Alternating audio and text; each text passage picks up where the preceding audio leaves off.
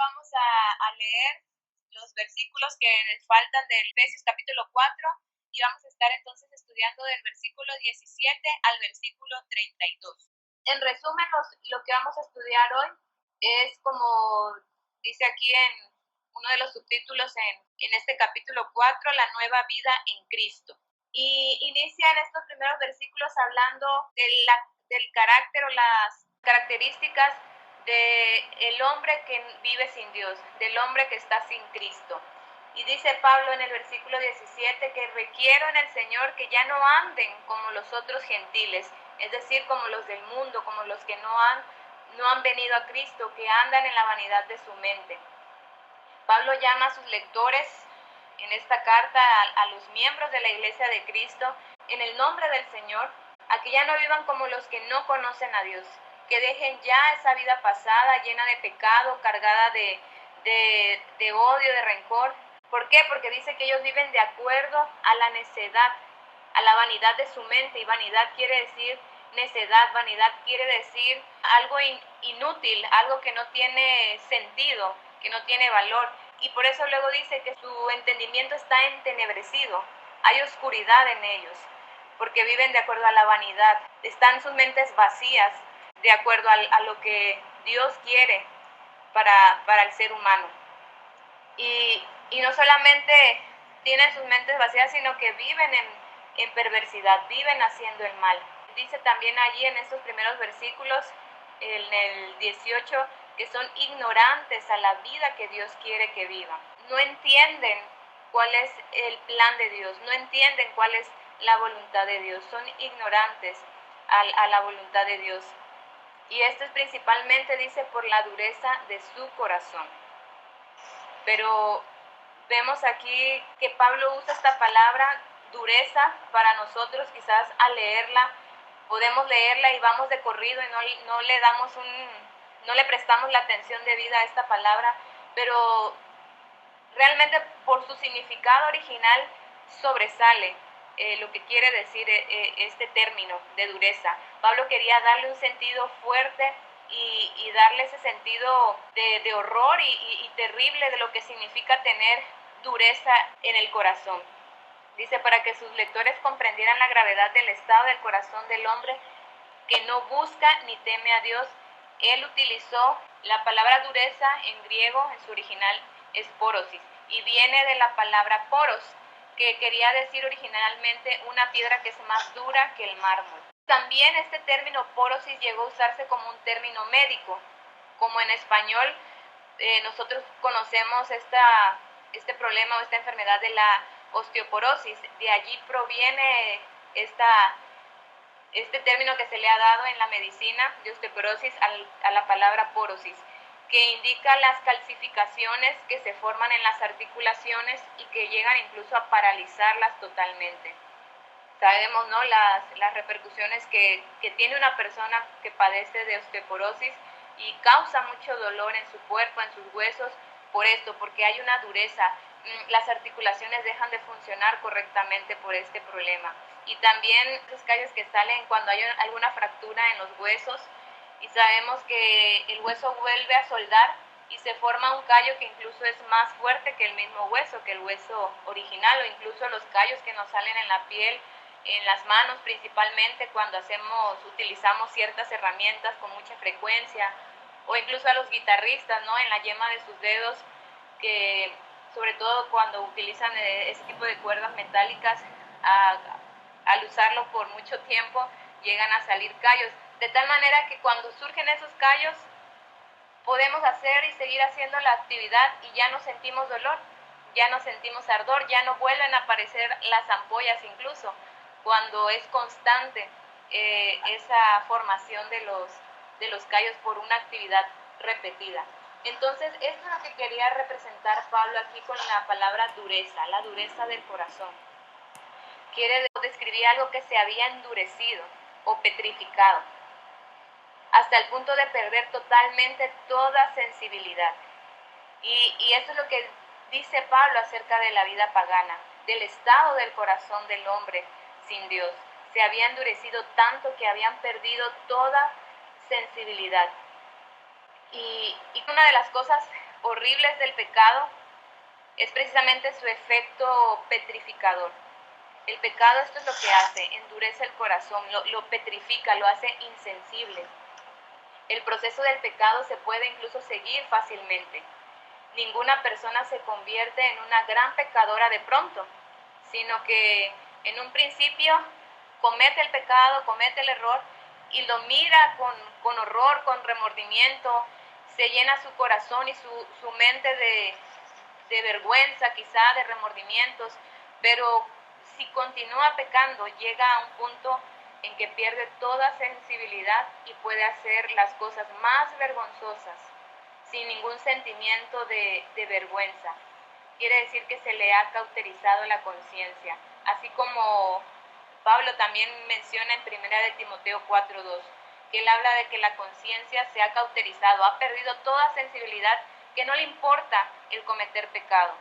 Ni siente nada, ni siente culpa, ni siente remordimiento, ni vergüenza por cometer pecado. Hermanos, para los que acaban de entrar, estamos en Efesios 4. Hoy vamos a terminar la segunda parte de Efesios 4, que es del versículo 17 al 32. Y estamos ahorita explicando los primeros 3 versículos, del 17 al 19. Si tienen ahí sus Biblias a la mano para que también puedan estar siguiendo la lectura, ¿sí? Entonces hablábamos del versículo 18, explicaba acerca de la dureza del corazón, que Pablo lo que quería decir con ese término de dureza es que el corazón se petrifica, se vuelve insensible al pecado. Y una vez que por causa del pecado, de esa dureza del corazón, se pierde toda sensibilidad a la práctica del pecado. Ya no siento nada por cometer ese pecado, incluso hasta lo realiza la persona con toda libertad.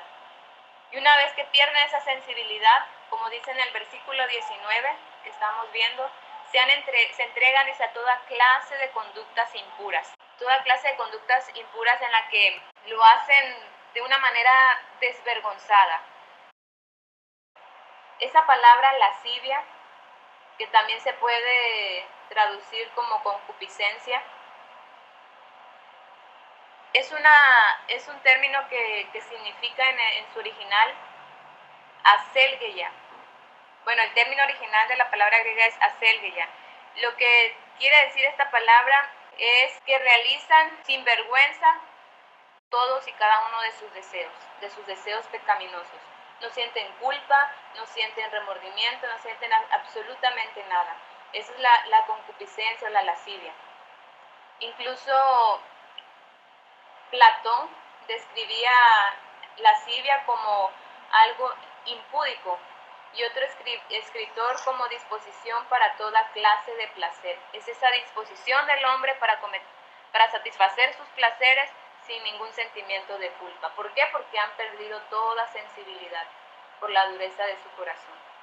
La gran característica de este término aselgeia, que quiere decir lascivia, es que uno que es malo intenta por lo general ocultar su pecado porque nos da vergüenza, nos da temor de qué es lo que van a decir de nosotros si alguien se entera. Pero el que tiene aselgeia o el que tiene lascivia en el alma no se preocupa de lo mucho que pueda escandalizar la opinión pública con tal de satisfacer sus deseos. El pecado puede tener en un puño a una persona hasta el punto que le haga perder la vergüenza y la decencia. Un ejemplo de esto que mencionamos acerca de quien tiene aselgeia o el que vive con lascivia es como la droga, que en un principio se toma a escondidas, pero se llega a una etapa cuando se le procura abiertamente porque ya es un drogodependiente, ya es una persona adicta, y ya no le importa ocultarse y lo hace a la luz pública. Uno puede llegar a ser tan esclavo del alcohol también que ya no le importa que le vean bebiendo o que lo vean borracho o haciendo todo tipo de espectáculos. Una persona puede dar rienda suelta a sus deseos sexuales hasta el punto de llegar a ser un esclavo de ello, y no le importa quién y dónde lo vean. La persona sin Cristo hace todo esto movida por la concupiscencia, por la lascivia insaciable de sus deseos pecaminosos. Y estas son las características del hombre sin Dios, del ser humano sin Dios, sin Cristo. Son, como dice, andan en la vanidad de su mente, tienen el entendimiento entenebrecido, son ajenos de cuál es la vida que Dios quiere que vivan, la vida que Dios ha creado para ellos. Y sus corazones están tan petrificados, tan endurecidos, que ya no hay sensibilidad en ellos por la práctica del pecado.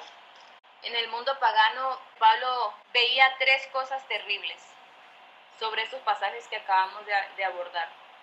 En primer lugar, veía los corazones humanos tan petrificados, tan duros, que ya ni se daban cuenta de que estaban pecando. A ese punto, a ese grado llega el hombre. En segundo lugar, veía a las personas tan dominadas por el pecado que habían perdido y olvidado la vergüenza y la decencia. Y en tercer lugar, veía a las personas tan a merced de sus deseos, es decir, esto es lo que describe la lascivia, que ya no les importaban los demás o los que pudieran perjudicar, cuya inocencia destruían con tal de satisfacer sus deseos. No les importaba nada, o no les importa nada más que satisfacer sus deseos carnales. Estos son exactamente los pecados del mundo sin Cristo. Y podemos toparnos con muchos a nuestro alrededor que aún viven de esta manera. Y nuestra tarea o nuestra posición no es juzgarlos, sino hablarles abiertamente y claramente de la verdad, de que hay perdón, de que hay salvación. Pero primeramente ellos tienen que venir al arrepentimiento de todo corazón y creer en el Señor Jesucristo, como dice su palabra. Podemos ver invadida incluso las calles de nuestra ciudad o de cualquier gran ciudad con este tipo de personas, de hombres y mujeres que van caminando en la vida sin Cristo, sin Dios. Ahora vamos a pasar al versículo 20, al 20, 21 y 22. Mas vosotros no habéis aprendido así a Cristo. Si en verdad le habéis oído y habéis sido por él enseñados conforme a la verdad que está en Jesús, en cuanto a la pasada manera de vivir, despojaos del viejo hombre que está viciado conforme a los deseos engañosos. Muy bien. Estábamos describiendo la vida pagana, la manera en la que ya no pueden ni deben de vivir los hijos de Dios, los cristianos. Y viene aquí Pablo diciendo, dice, pero esto que acabo de describir, estas características, esta forma de vida, no es lo que ustedes aprendieron acerca de Cristo. Dice, ustedes ya escucharon, ya oyeron el mensaje, es por eso que ahora son una iglesia. Recuerden que Pablo les estaba escribiendo a la iglesia de Éfeso y que esa carta no solamente estaba dirigida a Éfeso, sino que él mandó a los líderes de la iglesia a que se distribuyera esa carta a otras iglesias. Entonces les dice, ustedes ya han escuchado el mensaje acerca de Jesucristo, saben vivir como Él manda, siguiendo la verdad que Él enseñó. Y ahora Pablo exhorta a sus conversos a que rompan definitivamente con esa clase de vida pagana, con esa clase de vida de pecado. En el versículo 22, como dice, en cuanto a la pasada manera de vivir, despojaos del viejo hombre que está viciado conforme a los deseos engañosos. Pablo les insta, les ruega que se despojen, que dejen esa manera de vivir. Y él utiliza en este versículo, en el versículo 22, una manera gráfica de hablar. De modo que dice que se despojen de la vieja manera de vivir como el que se quita una ropa vieja y sucia para ponerse una nueva y una limpia. Dice, asuman ahora entonces la nueva manera de vivir. Despójense del viejo hombre que está cargado de pecados y además dice en el versículo 23, y renueven su mente, renueven su manera de pensar de acuerdo a la voluntad de Dios. Vístanse del nuevo hombre que Dios ha hecho de ustedes. Sabemos y dice la palabra que cuando venimos a Cristo somos transformados en una nueva criatura. Ya no somos más las mismas. sino que somos transformados en nuevas criaturas. Y dice que se vistan entonces del nuevo hombre creado según Dios en la justicia y santidad de la verdad. Quiere decir que vivamos de acuerdo a la nueva naturaleza que el Señor nos ha hecho de nosotros, que el Señor ha creado. Recordemos cuando el Señor Jesús se presentó con un maestro de la ley y él les preguntaba, Señor, ¿qué debo hacer para entrar al reino de los cielos? Y Jesús le respondió, es necesario nacer de nuevo. Y él en su ignorancia o en su falta de credulidad, no lo sé, pregunta, pero ¿cómo es que un hombre viejo va a volver de nuevo al vientre de su madre y a nacer de nuevo? Él lo veía de una manera literal, pero el Señor estaba hablando de algo espiritual, nacer de nuevo. Es necesario nacer de nuevo para entrar al reino de los cielos. Y Pablo aquí es lo que está recalcando, que nos vistamos de un nuevo hombre, que seamos revestidos de esa nueva naturaleza que el Señor ha hecho de nosotros. Y vivir, dice, conforme a la imagen y semejanza de Cristo, que es andar en justicia y en santidad, siguiendo la verdad. Pasamos al versículo 25. Por lo cual, desechando la mentira, hablad verdad cada uno con su prójimo, porque somos miembros los unos de los otros. Pablo ha estado diciendo que cuando uno se convierte a Cristo, muere completamente a su vida pasada y nace como una nueva criatura. No porque uno mismo tome la decisión o tenga la habilidad, la capacidad de ser transformado por sí mismo, sino porque Dios hace la obra. Dios, por medio de su Espíritu Santo, es quien nos renueva, quien nos transforma. Dice también en Romanos 12 que dice que no nos conformemos a este siglo, no nos conformemos a este mundo, sino que seamos transformados por medio de la renovación de nuestro entendimiento. Tenemos que ser transformados y nuestras vidas son transformadas a partir de que nuestra mente cambia, de que nuestra manera de pensar cambia, porque Dios a través de su Espíritu Santo hace esa obra completa en nuestras vidas. Es quien nos guía, es quien nos renueva. Entonces, viene hablando Pablo acerca de dejar, de desechar completamente ese viejo hombre y nacer de nuevo. Y al nacer de nuevo, Dios no deja rastros de la vida pasada o del hombre pasado. Dios no toma algunas partes de lo que era nuestro hombre viejo, nuestro hombre pasado, para rehacer a ese hombre nuevo, sino que Él hace todo totalmente nuevo, completamente nuevo. Dios hace nuevas criaturas. Y esa nueva criatura que Dios transforma al desechar al viejo hombre, al desechar al hombre que vivía en la lascivia, en la concupiscencia, ahora este hombre, esta nueva criatura vive solo para Dios y hace solamente las obras que son de acuerdo a la voluntad perfecta de Dios. Pues es que ya no puede vivir de otra manera, porque su nueva naturaleza le demanda vivir para Dios, le demanda vivir en santidad. Nuestra nueva naturaleza nos demanda a vivir en obediencia al Señor y ya no en pecado.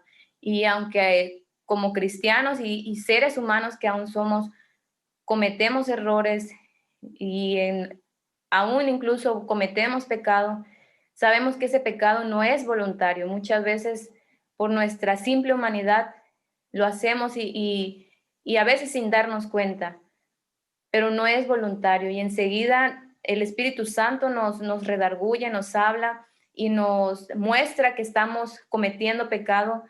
El hombre de Dios, la mujer de Dios, viene al Señor en arrepentimiento, viene al Señor en humildad y se arrepiente. Esa es la nueva naturaleza del hombre y de la mujer que ha sido transformada por Dios.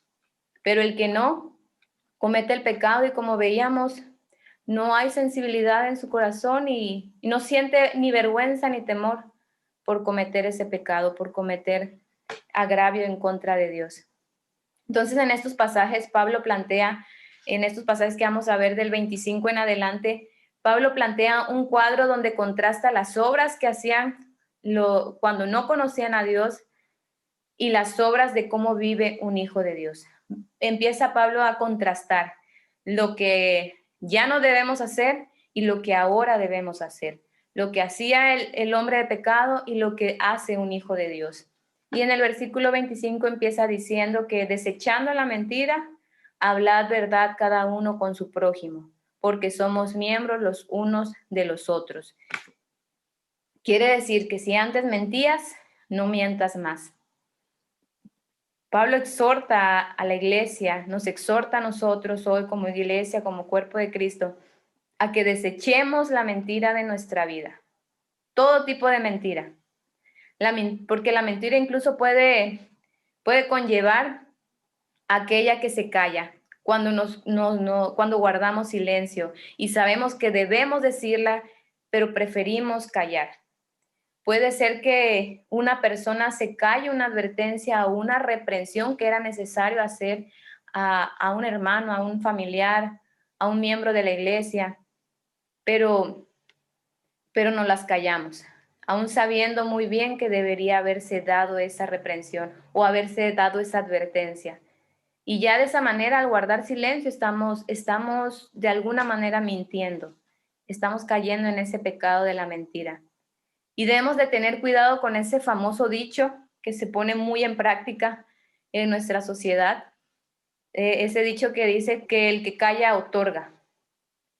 Debemos tener también cuidado con ese dicho, porque muchas veces podemos estar escuchando alguna conversación o algún comentario que sabemos que no está bien, que no es correcto, y estamos allí en esa conversación y simplemente callamos, cuando sabemos que debemos hablar con la verdad. Entonces se está aplicando como de ese dicho, ¿no? El que calla otorga. Pero nosotros como cristianos no podemos ni debemos vivir como el mundo. No podemos seguir la corriente de este mundo. Pablo en este pasaje da la razón de la necesidad de decir la verdad, de por qué debemos hablar verdad. ¿Por qué? Porque dice que somos miembros los unos de los otros. Somos miembros del cuerpo de Cristo.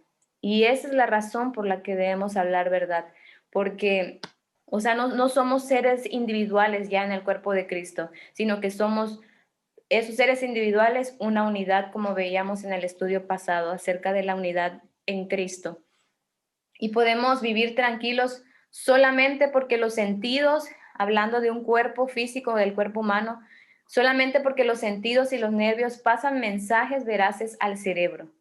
Imagínense ustedes que se acostumbre a mandar el cerebro, acostumbre a mandar o enviar mensajes falsos o algún otro miembro de nuestro cuerpo.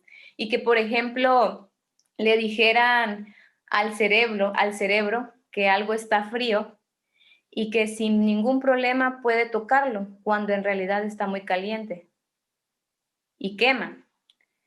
De ese modo la vida se acabaría muy pronto. El cuerpo sufriría daños y no resistiría. Su salud, sus órganos, todo sería dañado si alguna orden se da falsamente al cuerpo. Así también pasa. Todos estamos incluidos en un cuerpo.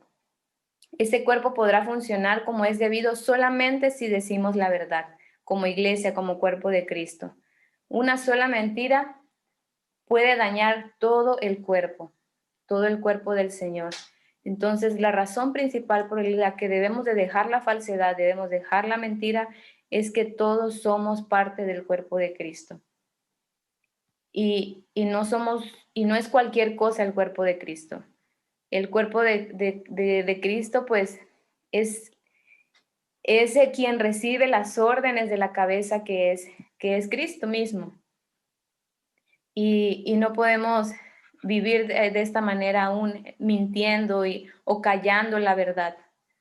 Ahora el versículo 26 dice, airaos, pero no pequéis, no se ponga el sol sobre vuestro enojo, ni deis lugar al diablo. Airaos, pero no pequéis. ¿Qué querrá decir aquí? Prácticamente Dios, al darnos su palabra, Él conoce nuestra condición humana. Él sabe de nuestras debilidades como seres humanos. Y prácticamente nos da el permiso de enojarnos, de molestarnos, porque es normal como seres humanos tener este sentimiento por diversas cuestiones y aún siendo cristianos, pues podemos hacerlo. No es que nunca podamos enojarnos ni molestarnos o airarnos.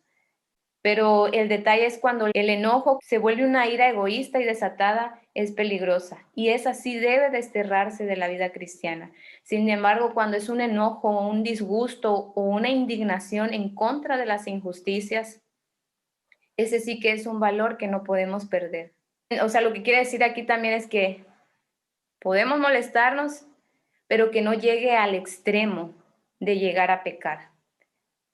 Que no llegue al extremo ese enfado, ese enojo de llegar a pecar en contra de Dios. Incluso en la Biblia, en la palabra, vemos al mismo Señor Jesucristo teniendo esos momentos de enojo. ¿De enojo por qué? O de ira en qué? En contra de las injusticias, en contra de la ignorancia y de la desobediencia de su propio pueblo, de los judíos. Y vemos cuando Jesús entra al templo del Señor allí en Jerusalén y ve a los mercaderes y todo tipo de personas utilizando el templo como una tienda, como un negocio. Él se enoja y él tira todas las cosas que estaban allí de los mercaderes, de los cambistas, por su enojo. Y es cuando él dice que su casa es casa de oración, no es, y se ha vuelto una cueva de ladrones.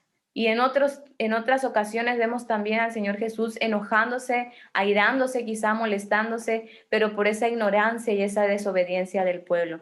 Entonces, enojarse no está mal, pero que no lleguemos a pecar. Y dice que no se ponga el sol sobre nuestro enojo.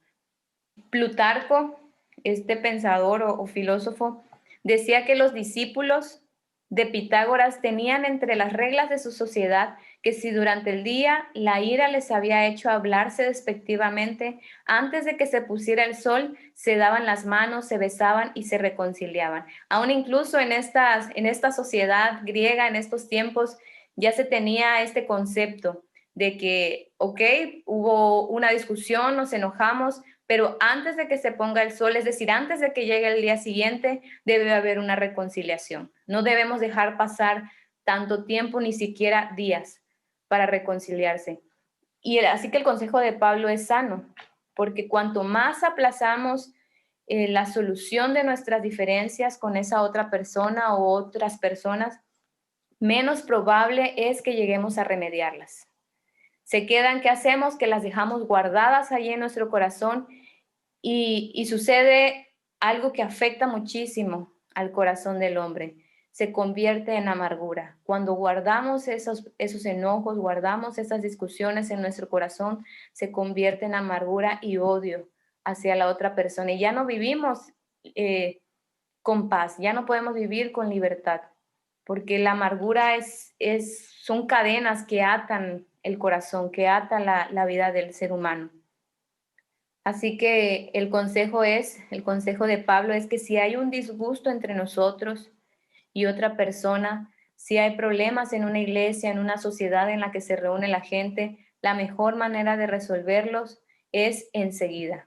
No dejar pasar tanto tiempo, ni mucho menos un día entero. Cuanto más se deje crecer ese enojo, más amarga se hará en nuestra vida. Y si no hemos tenido razón en esa discusión o en esa situación, debemos pedirle a Dios que nos dé la gracia de reconocerlo, que podamos tener la humildad para reconocer nuestro error. Y aunque hayamos tenido razón, debemos también pedirle a Dios que a nosotros nos dé la gracia que nos permita dar, para que nos permita dar el primer paso para remediar las cosas. Porque muchas veces ninguno quiere ceder, pero nosotros como hijos de Dios, aunque hayamos tenido la razón, debemos ser quienes demos el primer paso para buscar la reconciliación.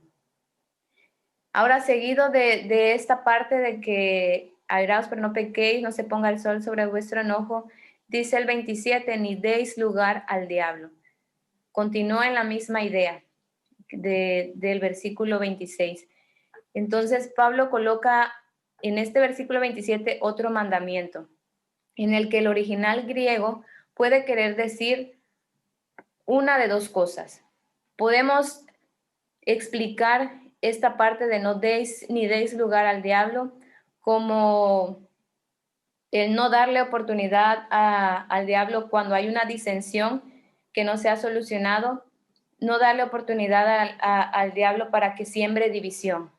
Muchas veces una iglesia se ha desgarrado, se ha dividido en grupitos porque dos personas se pelearon y unos se van a favor de de una persona y los otros a favor de la otra y causa división esa disensión, esa discusión que hubo. Pero dice allí que Pablo exhorta que no se ponga el sol sobre su ira, sobre su enojo. Pero también puede significar otra cosa, que es la que pudiéramos decir que es la más acertada, la más cercana al concepto de no dar lugar al diablo. La palabra para diablo, en griego, eso cuando yo lo leí por primera vez me causó mucha impresión, porque la palabra para diablo y para calumniador vienen de la misma palabra original griega que es diabolos. En la Biblia, si ustedes han visto, recuerdan en Tito 2:3, incluso me gustaría que lo pudiéramos leer, si alguien lo puede buscar y lo lee con nosotros. Tito 2:3. Las ancianas asimismo sean reverentes en su porte, no calumniadoras, no esclavas del vino, maestras del bien. 2:3. Esa palabra que menciona ahí, calumniadoras, en esta parte Pablo está escribiéndole a Tito, dándole instrucciones acerca de cómo debe ser el comportamiento de las ancianas. Y ese es otro estudio que me gustaría ver, muy importante ahí en Tito, sobre el comportamiento de los líderes de la iglesia. Y dice allí varias características, ¿no? Pero una de ellas dice, no deben ser calumniadoras. Y cuando yo investigué la palabra, el término que quiere decir calumniadoras, me remontó al término de diabolos. Y diablo también se dice diabolos en griego. O sea, calumniador y diablo significan lo mismo. Tienen la misma raíz, el mismo origen. Así que lo que tal vez, o lo que muy seguramente Pablo estaba queriendo decir ahí, es que la calumnia es un pecado grande y terrible que afecta a la iglesia. El calumniar, el hablar mentiras, el hablar chismes, el hablar falsedad en contra de un hermano es algo que afecta muchísimo al cuerpo de Cristo y es también una cabida en el que el mismo diablo, el Satanás, puede destruir la obra de Dios. Porque si afecta al cuerpo de Cristo, se destruye la obra de Dios. Lo que Dios quiere hacer a través de la iglesia y en la iglesia. Entonces, vayámonos con esta idea que calumnia y diablo significa lo mismo. Si lo traducimos tal cual, este versículo 27 lo que quiere decir es no deis lugar a la calumnia. No hay persona en este mundo que pueda causar más males que un calumniador. ¿Cuántas personas o reputaciones no han sido destruidas por la calumnia? Tanto de gente dentro de la iglesia, líderes de la iglesia, como en el mundo secular. Vidas que han sido destruidas, familias que han sido destruidas por causa de la calumnia, de la mentira, del chisme, de convertir una mentira como si fuera una verdad. Y por ciertas circunstancias resulta que le creen al calumniador. Hace poco nos tocó conocer una situación similar a esta en el que un pastor joven, de jóvenes, una persona que quizá quería tener algo con él, no lo sé, o se estaba desviando en su relación con él, pero él pues recto puso sus límites, su alto a esta persona y levantó y dijo muchísimas cosas en contra de él, de tal manera que en muchas iglesias ya lo rechazan para compartir o predicar la palabra y lo desprestigiaron muchísimo. Entonces, la calumnia es destructora. Entonces, no demos lugar a la calumnia, como dice ahí el versículo 27. El versículo 28 dice, el que hurtaba no hurte más, sino trabaje haciendo con sus manos lo que es bueno, para que tenga que compartir con el que padece necesidad. Este versículo me gustó mucho por lo que termina diciendo. Ahorita lo vamos a ver. Pero entonces dice aquí al inicio, el que era ladrón debe convertirse ahora en un trabajador honrado. Y en este tiempo en que Pablo escribió esta carta en Éfeso, era muy común que hubiera muchos asaltos, muchos robos en las calles, en los caminos principales, o incluso se dice que en los baños públicos en los que la gente solía reunirse, el de hombres y aparte el de mujeres, cuando ellos dejaban sus pertenencias para ir a tomar el baño, aprovechaban los ladronzuelos para llevarse las cosas, las pertenencias de estas personas. Entonces Pablo les anima, les exhorta y les dice, el que robaba, el que era ladrón, no lo haga más, sino conviértase en un trabajador honrado. Trabajen con sus manos para obtener el pan necesario de cada día. Pero lo más interesante de este dicho es la razón que da Pablo para ser un honrado trabajador. Al final, en este versículo 28, no dice allí que trabajen para que puedan tener bienes, riquezas y mantener su casa, sino que vemos aquí algo que siempre Jesús hablaba, que era Jesús siempre daba lo contrario de lo que como la sociedad vivía. Lo que dice aquí en el 28 es que en lugar de que trabajen y sean honradamente para que puedan mantener su casa, para que puedan tener bienes, primeramente piensa en los demás y dice para que tengan que compartir con el que padece necesidad. Entonces, aquí tenemos una idea nueva y un nuevo ideal, que como cristianos se debe trabajar no pensando primeramente en uno, sino para poder ayudar a otros, para poder ayudar al que mayor necesidad tiene. Dios nos enseña primero a pensar en los demás antes que en nosotros, porque el dar, la palabra misma nos enseña que el dar trae bendición a nuestra vida. Y no es que, qué egoísta es Dios porque debo trabajar y esforzarme por otros o para otros. No, sino que dice también su palabra en Mateo 6 que Dios sabe de qué cosas tenemos necesidad. Y Dios las suple cuando buscamos primeramente el reino de Dios y su justicia. Pero entonces, como sabemos que Dios ya por añadidura, ya por su bondad y su misericordia, va a darnos de acuerdo a lo que necesitamos, entonces lo que dice aquí es que trabajemos y nos esforcemos por darle al que menos tiene, por darle al necesitado, por servir a aquel que es más desvalido que yo. Y esa es una hermosa recomendación o consejo que Pablo da de cómo deben vivir los cristianos, los hijos de Dios, el ejemplo que debemos dar como hijos de Dios. El versículo 29. Ninguna palabra corrompida salga de vuestra boca, sino la que sea buena para la necesaria edificación a fin de dar gracia a los oyentes. Nunca deben salir de nuestros labios palabras sucias o que dañen a otros. Y debemos de tener mucho cuidado con esto porque es muy común que suceda. Es muy común que suceda cuando llega el enojo, cuando llega la ira, el abrir nuestros labios y decir palabras sucias, palabras que no tienen ningún beneficio que salgan de nuestros labios, que son palabras que dañan a quien la escucha.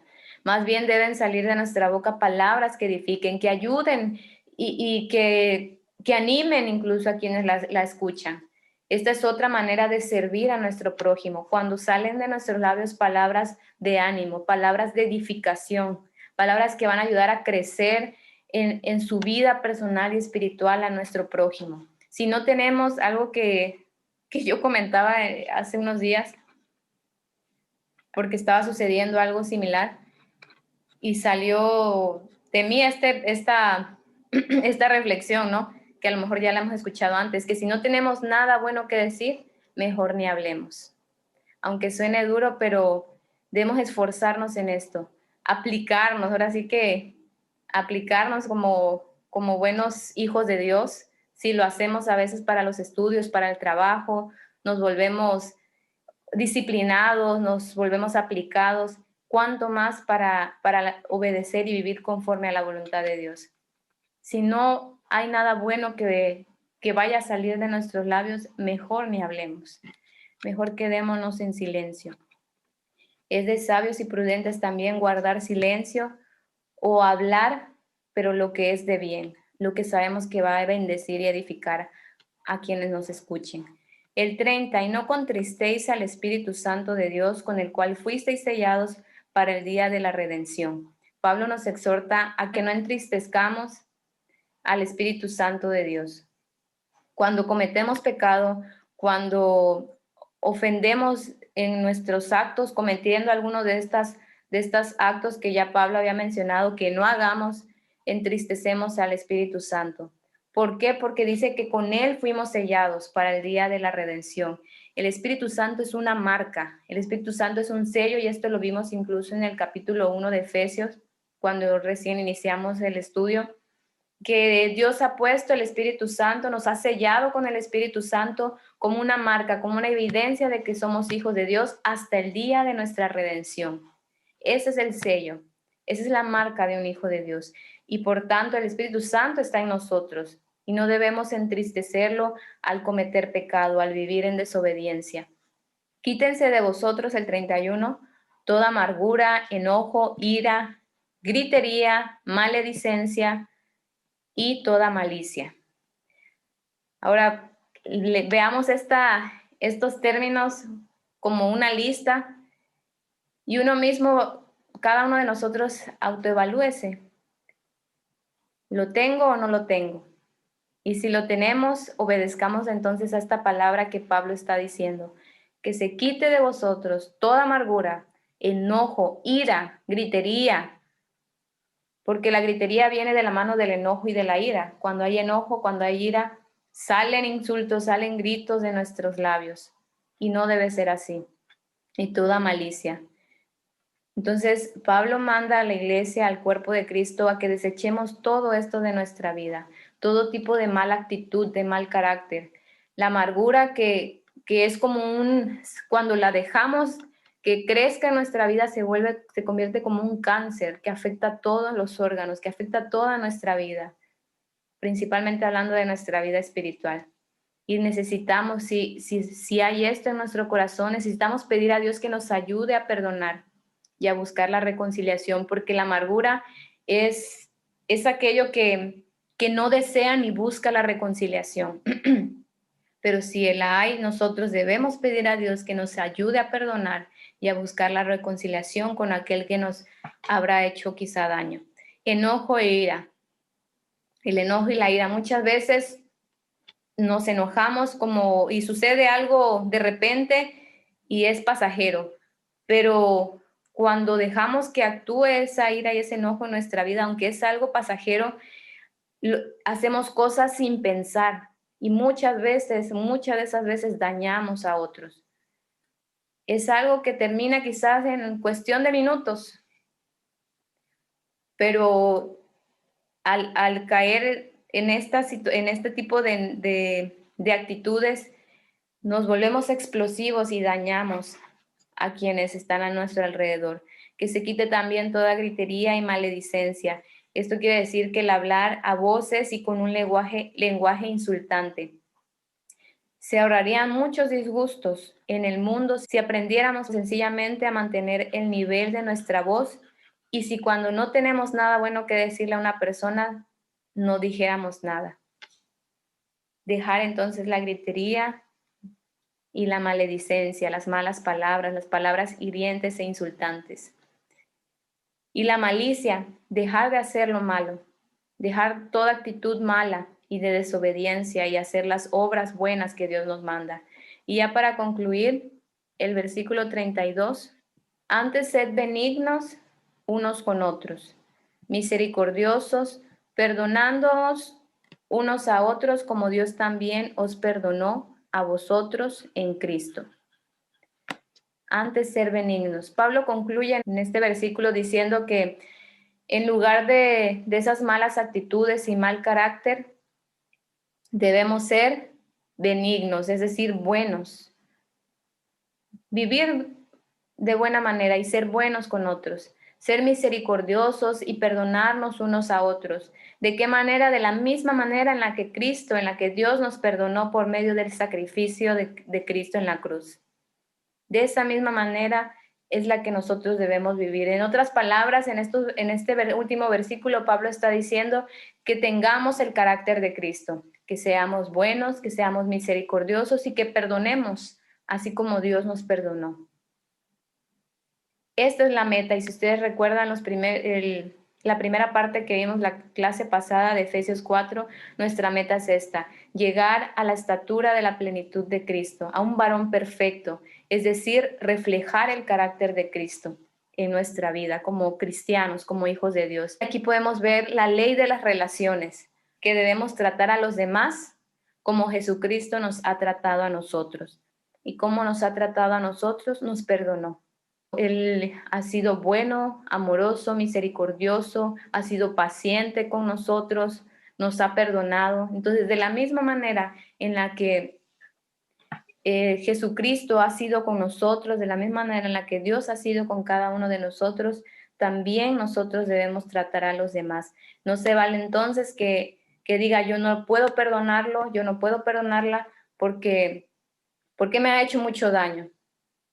Ponte a pensar entonces en el daño, en la ofensa, en el agravio que hemos hecho delante de Dios por nuestros pecados y por ese pecado que todos traemos por nuestra naturaleza caída, nuestra naturaleza pecaminosa. Entonces, no hay justificación alguna al decir yo no puedo perdonar a mi prójimo, porque nos manda el Señor a ser como Cristo, a perdonar como Dios nos ha perdonado. Pues aquí concluimos ya este capítulo 4 hasta el versículo 32, recordando y viendo a estos pasajes en el que Pablo nos habla, nos exhorta a que debemos vivir una vida cristiana de acuerdo a la voluntad de Dios, de que debemos vivir de acuerdo a nuestra nueva naturaleza en Cristo, dejando toda la vida de pecado atrás y viviendo de acuerdo a nuestra nueva naturaleza. Hermanos, este es el estudio de hoy, el mensaje de hoy. No sé si alguien quisiera compartir algo. Recordemos pues todo esto que hemos visto. Analicemos, volvamos incluso a leer estos versículos, analicemos cómo está nuestra vida, si aún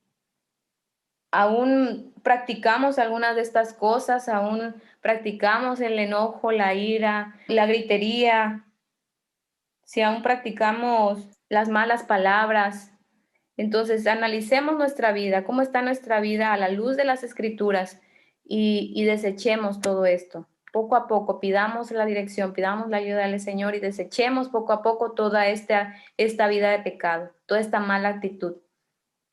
Porque recuerden, nuestra meta es vivir de acuerdo al carácter de Cristo. Bueno, hermanos, pues vamos a concluir con una oración.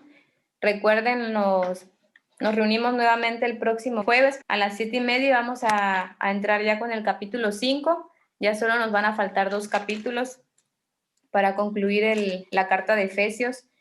Y yo les invito a que sigamos leyendo los capítulos anteriores para que recordemos, para que practiquemos en nuestra vida realmente lo que el Señor nos está mandando aquí, porque esta es una carta en la que Pablo le escribe a la iglesia la manera en la que la iglesia, el cuerpo de Cristo, debe de vivir. Pablo nos recuerda cuál era nuestra pasada manera de vivir y quiénes somos ahora en Cristo, que fuimos rescatados por Dios, que fuimos adoptados por el Señor, predestinados por Cristo para salvación, y que ahora cada uno de nosotros pertenecemos, somos miembros de la familia de Cristo, de la familia de Dios. Así que recordemos, les invito a que sigamos leyendo, que sigamos estudiando su palabra. Incluso si surgen dudas o comentarios para la próxima reunión, pues poderlo hacer para que sea un poquito más interactiva estas reuniones. En el nombre del Señor. Vamos a orar. Amado Padre Celestial, gracias te damos una vez más, Señor, por tu palabra. Gracias por permitirnos estudiar con este grupo de tus hijos, Señor, en el que tú has puesto, yo sé que tú has puesto en cada uno de ellos disposición, amor, deseo por conocerte más, deseo por crecer en el conocimiento de tu palabra. Y ahora, Señor, que hemos escuchado, que estas palabras no vuelvan vacías, Señor. Ahora que hemos escuchado el mensaje, que no queden al aire, Señor, sino que podamos vivir de acuerdo a esa nueva vida, a esa nueva naturaleza que tú has hecho de nosotros, Señor, porque somos nuevas criaturas en Cristo Jesús, dice tu palabra, creados para buenas obras, Señor. Ayúdanos a vivir de acuerdo a tu voluntad. Ruego porque bendigas cada uno de mis hermanos, cada uno de los jóvenes que estuvieron aquí conectados, Señor, escuchando el mensaje.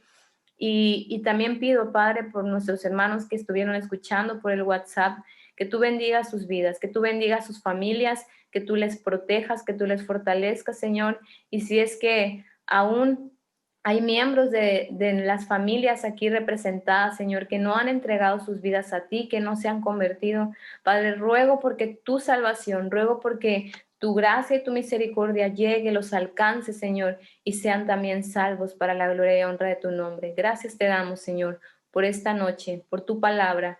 Bendícenos y permítenos cada día meditar y recordar tu palabra en nuestra vida para ponerla en práctica. En el nombre de Jesús te lo pedimos, Señor. Amén. Y amén. Dios les bendiga. Que pasen bonita noche. Amén. Bendiciones. Adiós. Te portan bien. Adiós. Bye.